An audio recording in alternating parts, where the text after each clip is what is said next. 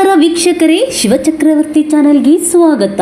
ಯಾದಗಿರಿ ಜಿಲ್ಲೆಯ ಹುಣಸಗಿ ತಾಲೂಕಿನ ಗಾಣಿಗ ಸಮಾಜದ ವತಿಯಿಂದ ಆಯೋಜಿಸಿದ ಸಮಾಜದ ವಿದ್ಯಾರ್ಥಿಗಳ ಪ್ರತಿಭಾ ಪುರಸ್ಕಾರ ಕಾರ್ಯಕ್ರಮದಲ್ಲಿ ಕರ್ನಾಟಕ ರಾಜ್ಯ ಗಾಣಿಗ ಸಮಾಜದ ನೂತನ ಅಧ್ಯಕ್ಷರಾಗಿ ಆಯ್ಕೆಯಾದ ಡಾಕ್ಟರ್ ಸುರೇಶ್ ಆರ್ ಸಜ್ಜನ ಅವರನ್ನು ಆತ್ಮೀಯವಾಗಿ ಸನ್ಮಾನಿಸಲಾಯಿತು.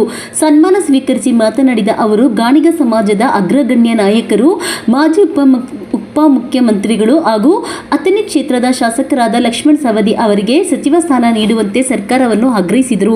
ಮುಂದುವರಿದು ಮಾತನಾಡಿದ ಅವರು, ಗಾಣಿಗ ಸಮಾಜವು ವೀರಶೈವ ಲಿಂಗಾಯತ ಸಮುದಾಯದ ಒಂದು ಒಳಪಂಗಡವಾಗಿದ್ದು, ಸಮಾಜದ ಸಂಘಟನೆಯ ಮೂಲಕ ಸರ್ಕಾರದ ಸೌಲಭ್ಯಗಳು ಮತ್ತು ಅವಕಾಶಗಳನ್ನು ಸಮರ್ಪಕವಾಗಿ ಪಡೆದು ಸಮಾಜದ ಅಭಿವೃದ್ಧಿಗೆ ಶ್ರಮಿಸಬೇಕೆಂದು ತಿಳಿಸಿದರು.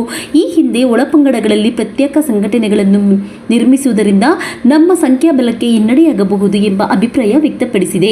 ಆದರೆ ಇಂದಿನ ಪರಿಸ್ಥಿತಿಯಲ್ಲಿ ವೀರಶೈವ ಲಿಂಗಾಯತ ಸಮುದಾಯದ ವಿವಿಧ ಒಳಪಂಗಡಗಳು ಸಂಘಟಿತರಾಗಿ ಸರ್ಕಾರದ ಅವಕಾಶಗಳನ್ನು ಬಳಸಿಕೊಂಡು ತಮ್ಮ ಸಮಾಜದ ಏಳಿಗೆಗೆ ಶ್ರಮಿಸಬೇಕು.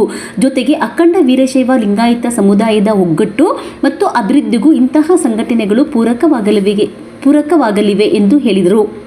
ರಾಜ್ಯಾಧ್ಯಕ್ಷರಾಗಿ ಆಯ್ಕೆಯಾದ ನಂತರ ರಾಜ್ಯಾದ್ಯಂತ ಪ್ರವಾಸ ಕೈಗೊಂಡು ಜಿಲ್ಲಾ ಹಾಗೂ ತಾಲೂಕು ಮಟ್ಟದಲ್ಲಿ ಸಂಘಟನೆಯನ್ನು ಬಲಪಡಿಸಲು ಶ್ರಮಿಸಲಾಗುವುದು ಎಂದು ಅವರು ತಿಳಿಸಿದರು. ಕಾರ್ಯಕ್ರಮದಲ್ಲಿ ಬಸವರಾಜ ಸಜ್ಜನ ಪ್ರಾಸ್ತಾವಿಕವಾಗಿ ಮಾತನಾಡಿದರು. ಹುಣಸಗಿ ತಾಲೂಕು ಗಾಣಿಗ ಸಮಾಜದ ಅಧ್ಯಕ್ಷರು, ಗೌರವಾಧ್ಯಕ್ಷರು, ಸಮಾಜದ ಮುಖಂಡರು ಹಾಗೂ ಪದಾಧಿಕಾರಿಗಳು ವೇದಿಕೆಯಲ್ಲಿ ಉಪಸ್ಥಿತರಿದ್ದರು. ವರದಿ ಹನುಮಂತ ದೋರಿ. ಇದು ನಿಮ್ಮ ನೆಚ್ಚಿನ ಶಿವಚಕ್ರವರ್ತಿ ಚಾನೆಲ್. ಪ್ರತಿಯೊಬ್ಬರು ನಮ್ಮ ಚಾನೆಲ್ ಅನ್ನು ಸಬ್ಸ್ಕ್ರೈಬ್ ಮಾಡಿ, ಲೈಕ್ ಮಾಡಿ ಹಾಗೂ ಶೇರ್ ಮಾಡಿ. ತಾಜಾ ಸುದ್ದಿಗಳು, ಜನಪರ ವಿಚಾರಗಳು, ತನಿಖಾತ್ಮಕ ವರದಿಗಳು ಮತ್ತು ಭ್ರಷ್ಟಾಚಾರದ ವಿರುದ್ಧದ ವಿಶೇಷ ಸುದ್ದಿಗಾಗಿ ಶಿವಚಕ್ರವರ್ತಿ ಚಾನೆಲ್ ವೀಕ್ಷಿಸುತ್ತೀರಿ. ಸತ್ಯದ ಪರ ಧ್ವನಿ ಶಿವಚಕ್ರವರ್ತಿ ಚಾನೆಲ್.